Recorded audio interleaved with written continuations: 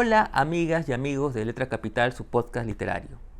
Estoy contento porque quiero compartir con ustedes hoy una entrevista al estupendo poeta peruano Mario Montalbetti, a propósito de su poemario Arroyo Maldonado, que ha sido publicado por Personaje Secundario hacia finales del año pasado. Justamente sobre este libro conversé con Mario, pero también sobre su poética, sobre cómo concibe el poema, cómo es el proceso de escritura de su poesía, y también, por supuesto, sobre la cuestión del lenguaje, muy presente en su obra poética, pero también sobre el humor sutil, la ironía, que también atraviesan su poesía. Pero antes de compartir esta charla con ustedes, quiero recomendarles también, lejos de mí decirles, que es su poesía reunida y que ha sido publicada también por Personaje Secundario y que también se encuentra en librerías. Y también quiero agradecer a Guillermo y su hermosa librería Book Vivant, quienes nos han cedido un espacio para dicho encuentro. Book Vivant la encuentran en la calle Dazo en San Isidro y por supuesto la pueden seguir en sus redes sociales. Y a nosotros también nos pueden seguir en Instagram buscándonos como Letra Capital Oficial. Y si quieren ver esta y otras entrevistas, las pueden buscar en mi canal de YouTube, donde me encontrarán como Carlos M. Sotomayor. Y además los invito a suscribirse al canal. Ahora bien, sin más preámbulos, los dejo con la entrevista a Mario Montalbetti aquí, en Letra Capital.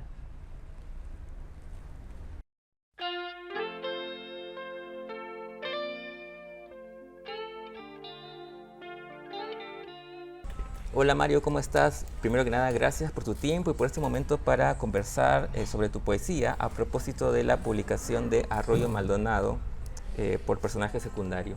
Una muy bonita edición además. Gracias, placer estar acá. Bueno, cuéntame un poquito primero, digamos, cómo surge la idea de publicar este otro libro con Personaje Secundario y que ya había reeditado tu poesía reunida. Y cómo es que aparecen estos poemas, digamos, formando este libro, ¿no? Es un poco como los otros libros. Escribo poemas, tomo notas, los poemas van apareciendo,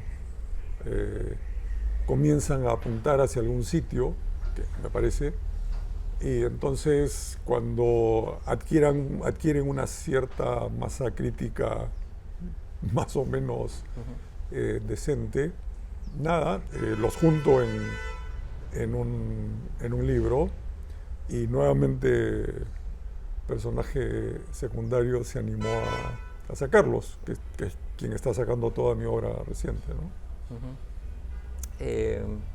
Creo haberte escuchado decir alguna vez que el poema nace con algo que escuchas, algo que lees, digamos algo lingüístico y que luego tú lo nutres un poco de experiencia. Sí, o sea, insisto en algo, en que yo soy lingüista más que poeta, o sea, me interesa el lenguaje.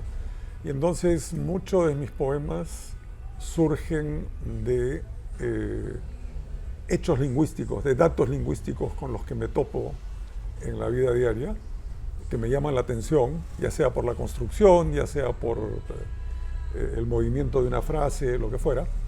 Y me parecen curiosos, entonces le sigo la pista, lo sigo estudiando. Y el poema es como el laboratorio en el cual examino estos hechos del lenguaje. Salen como poemas, digamos.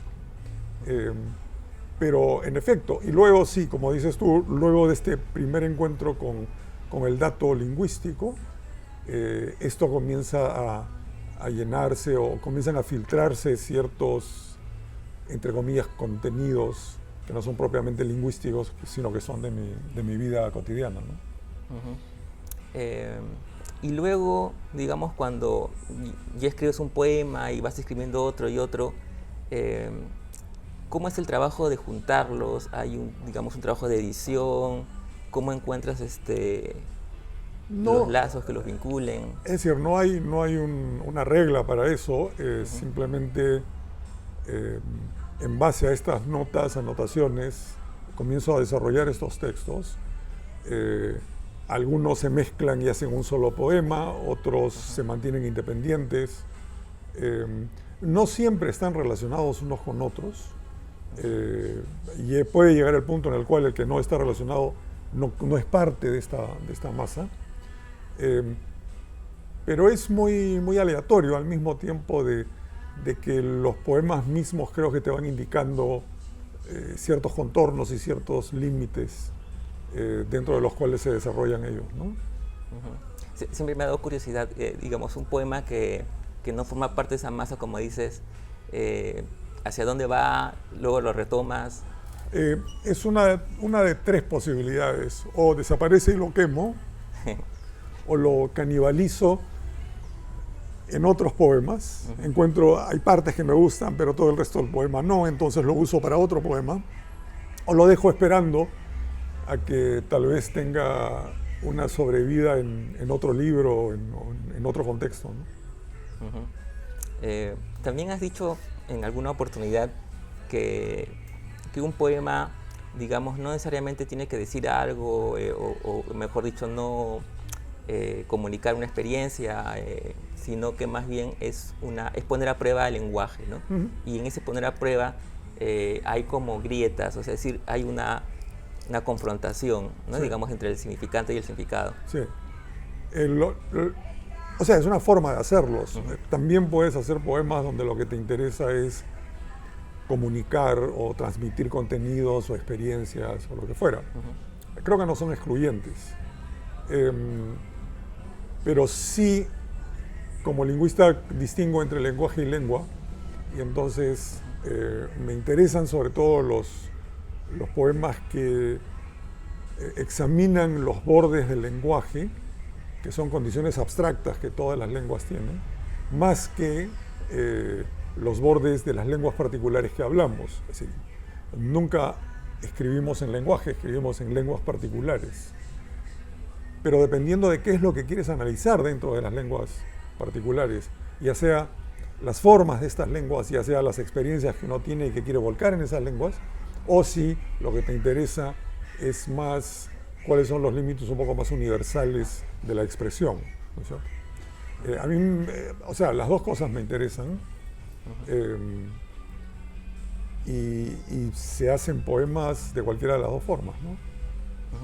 Claro, porque, digamos, yo pensaba siempre en este desfase entre el lenguaje y la realidad, en el sentido, digamos, desde mi lectura, ¿no? Sí. Cómo representar un atardecer, por ejemplo, ¿no? Digamos, no llega a la realidad en sí de verla, digamos, ¿no? Claro. Y en ese choque que luego yo también a veces lo relaciono con el tema de lo imperfecto de la comunicación, siempre queda un porcentaje de que no nos entendemos. Siempre pienso eso cuando leo tu poesía, porque es como, no sé si en algún punto buscas esa reflexión, es decir, ese choque. Bueno, como has mencionado, hay varios desfases que están en juego, ¿no? Hay un desfase grande, obvio, entre el lenguaje y el mundo, entre las palabras y las cosas, ¿cierto? Como dices tú, si ves un crepúsculo o un atardecer, nunca lo puedes representar perfectamente. No sé para qué lo quisieras hacer, pero digamos, no, porque el lenguaje no está hecho para eso, ¿cierto? Entonces, eso se acepta, obviamente. Hay otros desfases, ¿no? El desfase, como has mencionado, entre los sonidos y la forma, y lo que se llaman los significados, entre comillas. Le pongo comillas porque yo mismo no sé muy bien qué cosas son. Pero ahí lo que dice sonoramente no encaja perfectamente con el contenido, o lo que esperas que sea el contenido de eso. Y hay otros desfases, son los desfases propios del poema, por ejemplo, que es el desfase entre una línea del poema y otro, o sea, lo que se llama el corte del poema, ¿no es cierto? Cuando tú cortas un poema y lo sigues, este movimiento, ¿qué cosa es? Puedes crear más desfases ahí. Y creo que todo trabajo con el lenguaje es un trabajo con esos desfases, en cualquiera de estos niveles, ¿no? También pensaba un poco, justamente hablando de eso, digamos, estos desfases, también podríamos decir que tiene que ver con, no sé, o usamos mal el lenguaje, o en el mismo lenguaje, pienso, hay ya de por sí una incapacidad de aprenderlo con H, ¿no? En su totalidad. Es decir, hay un, no sé, misterio, hay un enigma dentro del mismo lenguaje. Bueno, en un enigma en relación a qué, o sea, a no poder expresar todo lo que quieres expresar. Es posible, pero eso es parte del desfase entre el lenguaje y el mundo. Hay otro desfase inclusive, que es el que tú también has mencionado, que es el de la comunicación. Yo escribo algo y tú lo lees de determinada manera, y yo mismo que lo he escrito lo leo de otra. Hay un desfase entre quien escribe y quien lee, ¿es cierto? ¿Qué es lo que nos permite estar sentados acá conversando? Si no existiera ese desfase, ¿para qué conversamos? O sea, Claro. no tendría sentido.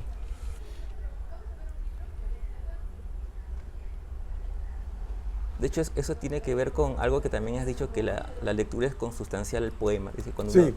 sí, sin duda. Porque leer el poema es lo que termina haciendo el poema, ¿no es cierto? Ahora, hay que saber leer. O sea, leer no es simplemente pasar tu vista sobre marcas escritas sobre un papel. Hay formas de leer y hay formas personales de leer que producen este desfase con lo escrito al mismo tiempo. Y eso es muy particular de una serie de... Hay lecturas que son más fuertes que otras. Hay gente que no le interesa leer en ese sentido. Hay gente que lee solamente para ser entretenida y entonces no necesita elaborar nada como una lectura fuerte de un texto. Pero sí, es absolutamente consustancial. Si nadie lee, no hay ningún sentido en escribir, ¿no? Ahora, hablando un poco de Arroyo Maldonado, que tiene que ver mucho con lo que hemos hablado del lenguaje, digamos, las referencias a estas reflexiones de las que hablamos. También una de las cosas que me llama la atención es, digamos, poemas que son dedicados a otros poetas. Sí, ¿no? hay muchos en este libro, ajá, más que en los Roger, anteriores, en sí. todo caso, sí. Ajá. Sí. Se dio eso obviamente de manera natural. Sí, ¿no? Muchos de estos poemas estaban dedicados, y dije, pucha, hay muchos que están dedicados acá, pero lo dejé, o sea, no hay ninguna intención más allá de esa, ¿no? Claro, hay uno a Roger, también A Paulo Dama, a Watanabe, a Rodrigo Quijano, a Rodrigo, sí, ¿no? claro. El de Watanabe, creo que ya me contaste la anécdota alguna vez. Sí, ¿no? la última vez que vi a José, nos encontramos en Serpost, y los dos estábamos esperando libros que nos mandaban. No sé qué libro suyo, no lo recuerdo bien, y yo no me acuerdo cuál el mío, pero como toda operación que uno hace en Serpost, se sienta uno ahí como 2 horas esperando a que lo atiendan. Entonces comenzamos a conversar. Y me entregó el libro y yo le entregué uno. Fue la última vez que lo vi. Y recuerdo que cuando él regresó a casa, y se encontró con Micaela Chirif, mi esposa, en ese momento la suya, me dijo, ¿tú sabes qué me dijo José? Y José me dijo, los poetas se encuentran en Serpost. Entonces, me quedé con esa frase de Watanabe y la puse como título de ese poema. Sí. Claro, y además hay un guiño a un poema suyo. El de las banderas. De las banderas detrás Sí, de la niebla. sí. ¿No? Ese es el libro. El libro, ¿cómo se llama? Es como creo que es Banderas detrás de la algo así, de la sí, niebla, sí, creo que sí.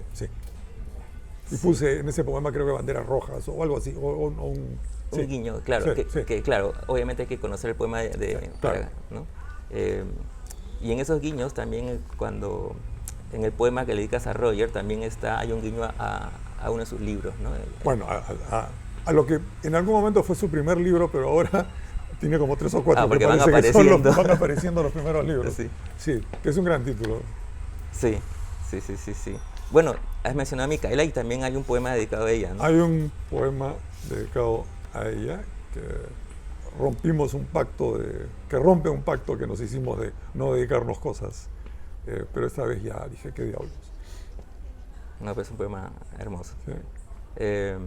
Bueno, otra cosa que también pensaba mientras leía el libro y también pensaba en tu poesía en general, es que, bueno, además de esta cuestión del lenguaje, hay, o que tiene que ver obviamente también, ¿no?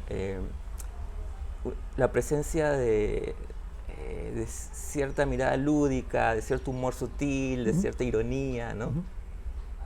Que está en este libro y que está en tu Está en poesía. todos, siempre, sí, y probablemente soy así, y entonces eso siempre se va a filtrar en todo lo que escribo, inclusive en mis ensayos, ¿eh? O sea, Eso tiene, por ejemplo, el diccionario, me parece. por ejemplo, ahí hablando de lecturas, Ujú. en diccionario, y esto se me ocurrió cuando me preguntaron alguna vez por qué Arroyo Maldonado. Yo le dije, por ninguna razón, hay un arroyo que se llama Maldonado que está en Buenos Aires, debajo de Juan B. Justo, en fin, ¿ya? Pero después, porque me gusta jugar con todo esto, dije, bueno, tengo un poema que se llama Diccionario. Arroyo está vinculado a río, Maldonado, Puerto Maldonado, y en ese poema aparece Heró. Hagan ustedes las conexiones que quieran. Pero digamos, es algo que se me ha ocurrido así, como lector lúdico, como dices tú, de las cosas que uno mismo hace, ¿no? Sí. Claro, como lector tuyo. Claro, porque soy el primer lector de Claro. mis poemas. Que además desconozco la intención del que lo escribió, sino que lo leo como si leyera cualquier poema de cualquier persona, ¿no? Y en ese sentido, como lector tuyo, ¿cómo o dónde ubicarías Arroyo Maldonado dentro de tu corpus, digamos, ¿no? Al final. Es el último. Y por ahora. Digamos, si nuevamente, así, espontáneamente, sería una especie de revisitación de Perro Negro con 40 y tantos años de haber escrito entre Perro Negro y ¿no? O 50, no sé cuántos, hay un montón de tiempo, casi 50 años. Claro, ¿no hay un poema donde se menciona un Volkswagen. Por ejemplo, Volkswagen es celeste, sí, claro, ese está conectado. Pero el tono también, ¿no es cierto?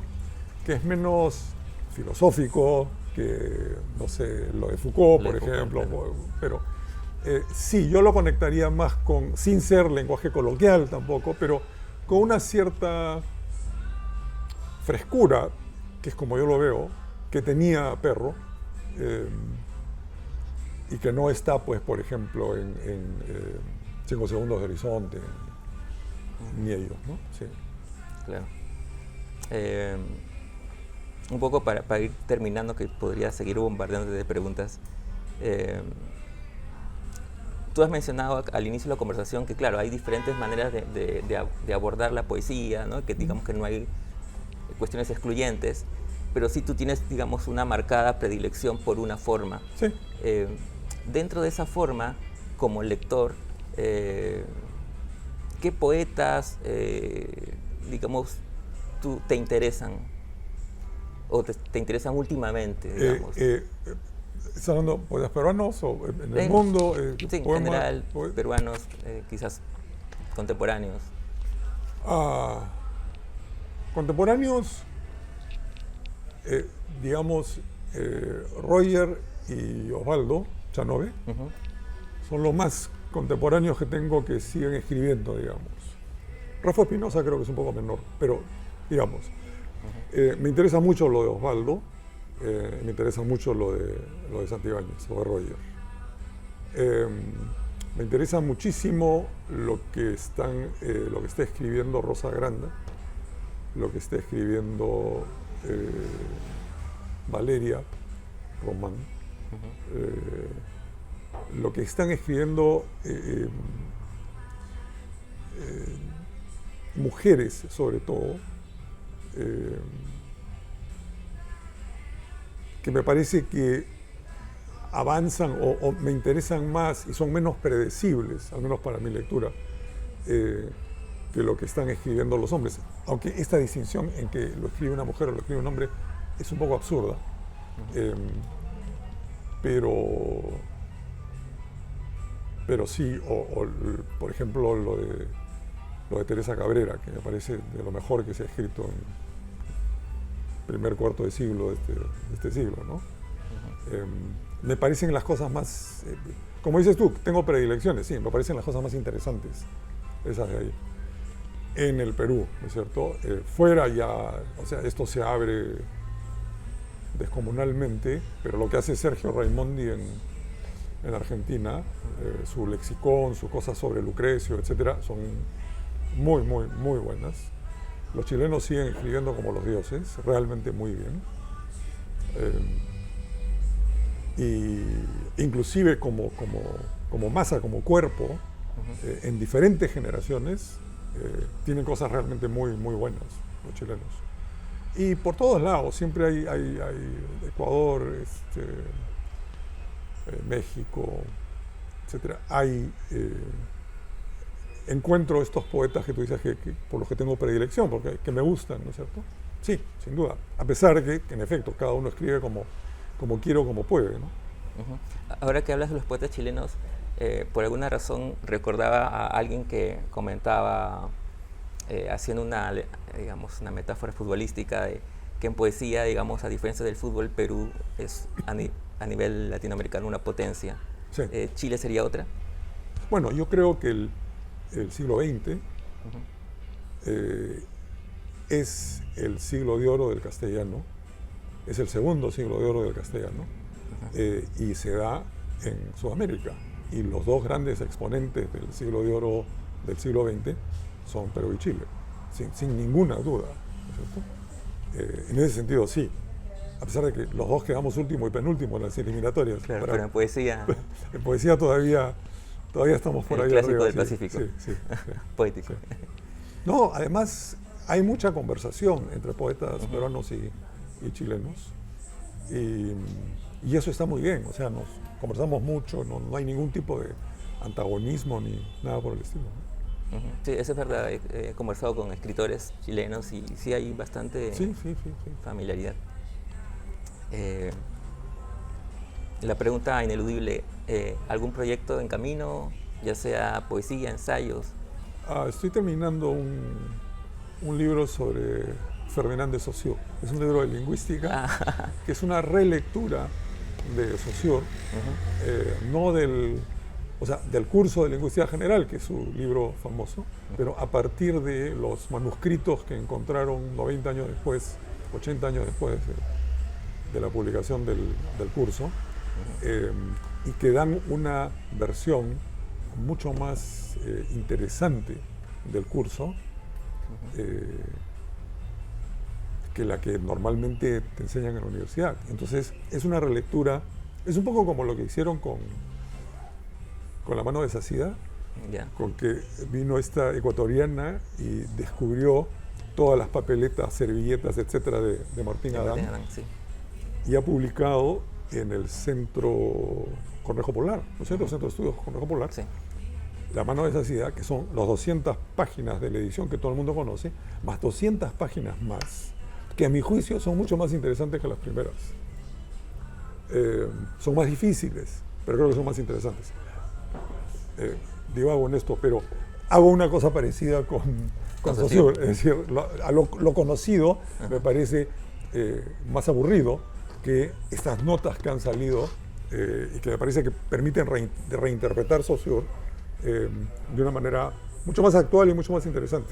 Así que estoy terminando ese libro, este mes lo terminaré, espero que salga este año en algún momento. Estupendo, estaremos atentos. Muchas gracias, Mario, siempre es un placer conversar contigo. Muchas gracias, Carlos. Arroyo Maldonado ya está en librerías, te los recomiendo. Y por supuesto aquí en Book Vivant.